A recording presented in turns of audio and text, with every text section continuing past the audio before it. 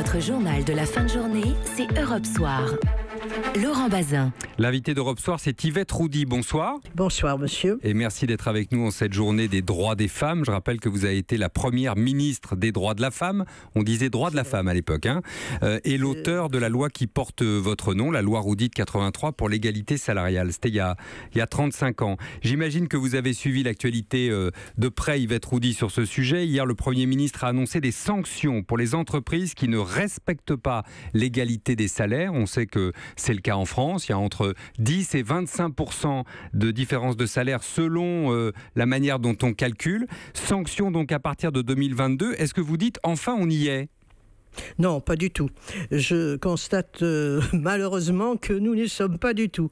Alors, si je devais donner un conseil, mais avec tout le respect que je lui dois au président de la République, je lui dirais qu'il faudrait d'abord qu'il applique les lois existantes. C'est-à-dire la vôtre ? Il n'a pas besoin d'en faire de nouvelles. Elles sont là, elles sont nombreuses. J'en ai fait quelques-unes, mais d'autres, après moi, en ont fait. Donc, il faut qu'il applique les lois et qu'il forme les inspecteurs du travail. Tous les inspecteurs du travail, qu'il les forme à vérifier un peu sur place, auprès des entreprises, le résultat.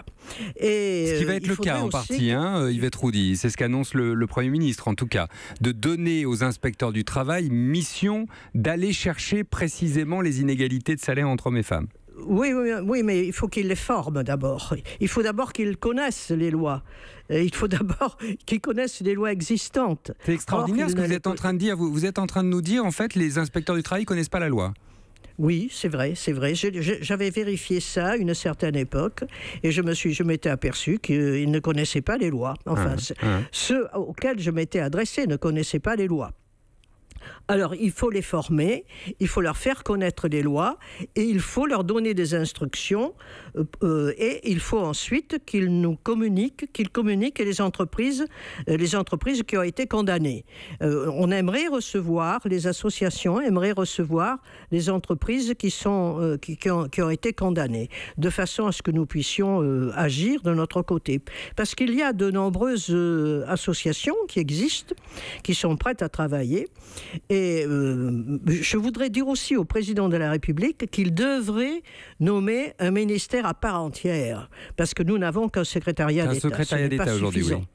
Ça change vraiment quelque chose, Yvette Roudy, ministre ou secrétaire d'État ? Bien sûr, parce que si le président en a fait sa grande cause du quinquennat, finalement, est-ce que c'est pas suffisant ? Oui, alors ça, on attend les résultats. Moi, j'attends les résultats encore. Je ne les connais pas, les résultats. Et alors, comme il agit par ordonnance, il n'a pas besoin d'agir par ordonnance. Il suffirait qu'il applique les lois existantes.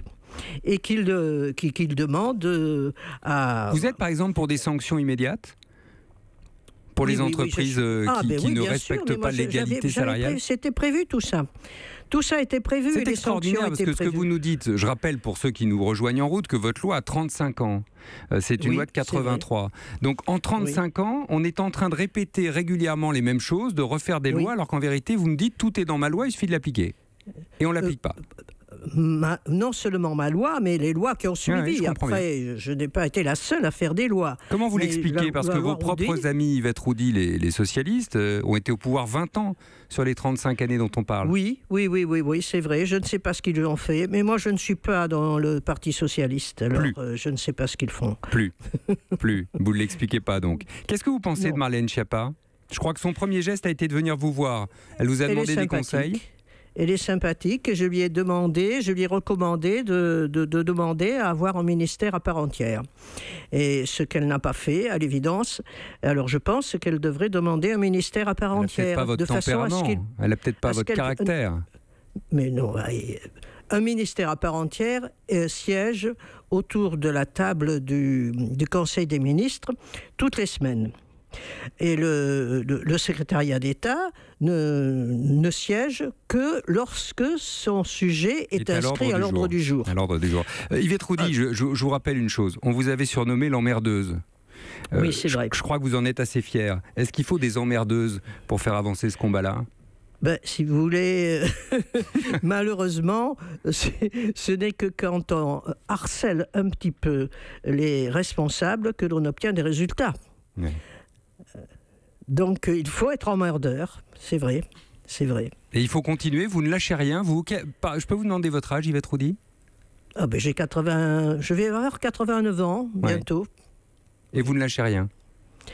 Ben, non, je suis l'actualité, mais je n'ai pas beaucoup de pouvoir et je n'ai pas, sauf ce que vous m'accordez en me donnant le micro de temps en temps. Mais il y a dans votre voix l'engagement qu'on entendait il y a 35 ans déjà, la même force et la même vivacité. Oui, mais c'est une vieille histoire, vous savez.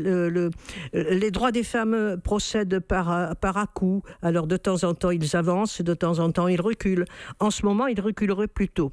Vous trouvez que ça recule ? J'attends impatiemment qu'il y ait des avancées. Et c'est facile, il suffit d'appliquer l'existant, d'appliquer les lois existantes.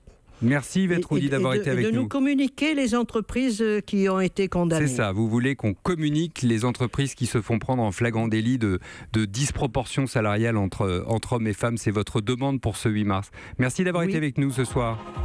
Ben, c'est moi qui vous remercie. Une bonne soirée à vous. Yvette Roudy, donc l'ancienne ministre du droit de la femme, des droits de la femme, comme on disait en 1983. Europe 1.